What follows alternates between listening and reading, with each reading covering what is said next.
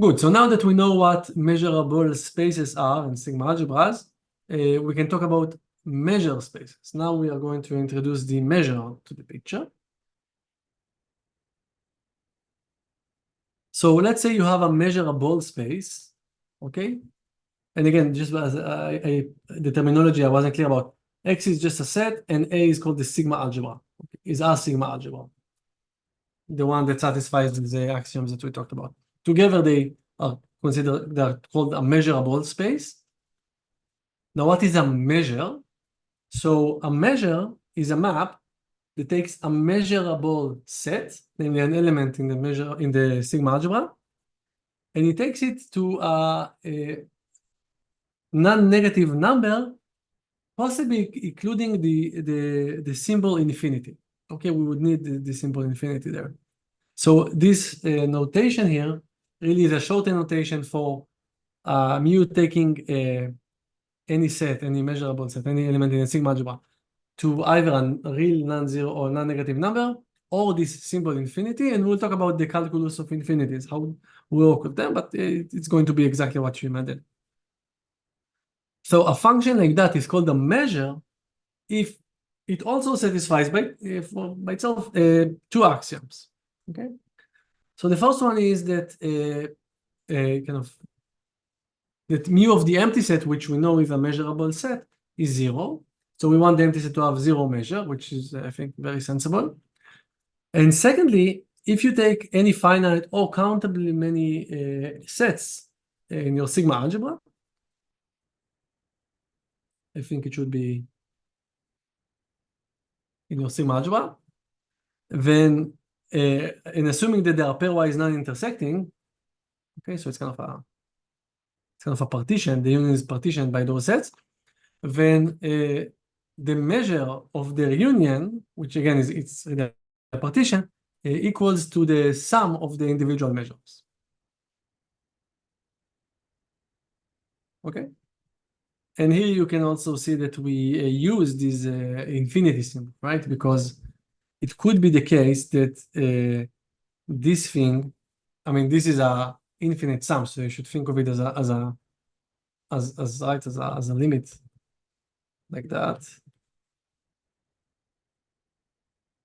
of non-negative numbers. So it either converges to a number or it diverges to infinity. So we would need this infinity symbol as well.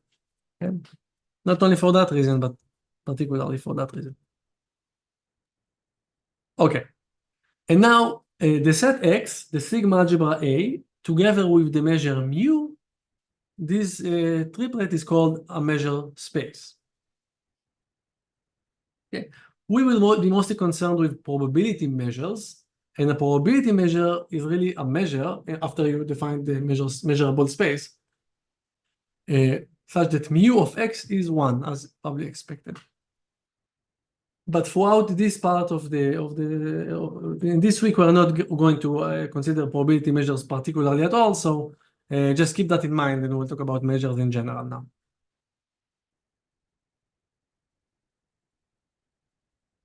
So as I promised, we have some calculus with infinities. So infinities works as you imagine they work. So if you take any number x or infinity and you add it to infinity, we define it to be infinity. If you take any number that's non-zero, probably I shouldn't have excluded infinity here, but and multiplied by infinity, we define it to be infinity. And lastly, if you now we're considering the 0 times infinity, well, some people define it to be 0, makes sense in some settings for some measures, but in some settings it doesn't make any sense, and we are not going to be worried too much about that. So in that case, it's just going to be undefined. So you can do that. You can take 0 times infinity in our case. Okay. So let's look at the two examples. The first example is the counting measure. So here you have any set X. Your sigma algebra is actually all possible subsets. So unlike what I said, this is an example where you can actually measure everything. And the counting measure is just assigning for any set, either it's size, if it's finite, or infinity, if it's not finite. And you're not going to distinguish between different infinities, okay? Just infinity as our symbol that we have, or a finite. And that's a measure, if you think about it. It satisfies that mu of the empty set is 0, and if you take pairwise independent sets, countably many, then the mu of the union is the sum of the individual mu's. Yeah. And this works great also with the infinity symbol here. The more interesting example for us, that's just a standard example, but we're not going to use it. The more interesting example is the Dirac measure. So now we can actually define the Dirac measure. And here too, we have a set X, and we single out a point P from X. And the sigma algebra here is going to be, again, all possible subsets of X. So this is another example of a measure where actually you can measure everything. So the sigma algebra is P of X. But we define the Dirac measure with respect to that little p to be this measure. Right, so what's a measure? So you take a measurable set, which in this case is any set A, and you need to assign it a value between 0 and infinity, including infinity. So we are going to do the following. We are going to look at the set that we got A, and output 1 if P is an element of A, and 0 otherwise. Right, so this is the figure. You have X, and then any possible set A will, the measure of that will be either 1 or 0, depending on whether P is inside there or not. So it's like, you have everything is flattened, everything is 0, except for P, which is 1, in a sense. It kind of goes up a little bit, and all the possible sets just sum up what they see. So if they see a P, they get 1, otherwise they get 0. So, it is a function, right? But it's not a function. So I said the Dirac function is not a proper function. It's not a proper function. When you talked about the Dirac function in the context of trying to find the distribution in the analytic sense and so forth, we needed the function to kind of be infinity at P and 0 at every other point in the real line. This function is a function not on the real line, but on the power set of the real line, right? So it assigns to every subset of the real line a value, 0 or 1, depending on whether or not the set contains P. It's not this function, which is a function that is not a function, that tries to be a function on the real line. It's something different. Okay. Good. So I hope this is clear.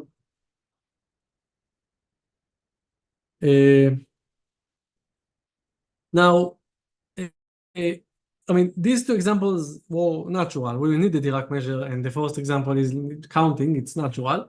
But actually, probably what you have in mind usually for measures is, are measures that have the following property. So you probably would, a good measure for a kind of a natural measure would be a measure, say on R, that is kind of normalized so that the interval 0, 1 will get the value 1. Right? I mean, it's kind of a normalization. And you want it to be invariant under translations. So you want that if you take your set A and just look at the set that just shifted by X for some X in the real line, then you want these two sets to have the same measure. Right? These are two natural requirements for a measure that are highly non-satisfied by the Dirac measure, because P is really singled out. It's not in the it's highly non-invariant under translation, right? But kind of a more normal measure would be a measure that does that. And what turns out to be the case, and we may prove it in the recitation, Gal may show it to you, is that you cannot have such a measure defined over all subsets of the real line. Right? That's kind of the point in singling out the measurable sets. You want this measure, you really want such a measure, so you have to, give up on the sense that you are not going to be able to measure everything, but whatever you are able to measure, and that's going to be plenty, will satisfy these two requirements. So you can do it for all of the real line, all of the subsets of the real line, but you can do it on a very large and nonetheless set, and that measurable space is called the is what we are going to define now. So slowly. So the Lebesgue measure on R, and you can define it actually for R squared and any higher dimensions, but it's only for those kind of sets. It's not for an arbitrary set. So you can slightly generalize it. So the Lebesgue measure on R so this is a definition and a theorem together. It's the unique measure, so that's the theorem part. It exists and it's unique. It's the unique measure, and it's usually denoted by this lambda, I guess, for Lebesgue. Sorry, 1 second. That oh, sorry, my bad. So this B of R we already met, right? This is the Borel. Sorry, I got confused a little bit, and we got stuck a little bit. Sorry, let me just get back to it. Right. So the Borel sigma algebra generated by R, we already saw. This is the sigma algebra that is generated by all finite open intervals, right? So the reason we actually define it like that is because that's a set that that you can measure and have these two properties that you talked about here. So the Lebesgue measure, now that we have the Borel sigma algebra, is the unique measure on this sigma algebra, right? That satisfies that satisfies these two axioms. Alternatively, equivalently, it's the unique measure that assigns the value b minus a, the measure b minus a, to the open interval from A to B. Okay, so the Borel sigma algebra is, as we said, the smallest CIB algebra that contains all open intervals, finite open intervals. And the Lebesgue measure is a measure on these measurable sets. It satisfies these two axioms, and it's the only one that does that. Okay? It's the unique measure that does that. So every time you're going to see the reals, if I'm omitting the details, what I mean is that we equipped the reals with the sigma algebra, the Borel sigma algebra, and with the Lebesgue measure on that measurable space.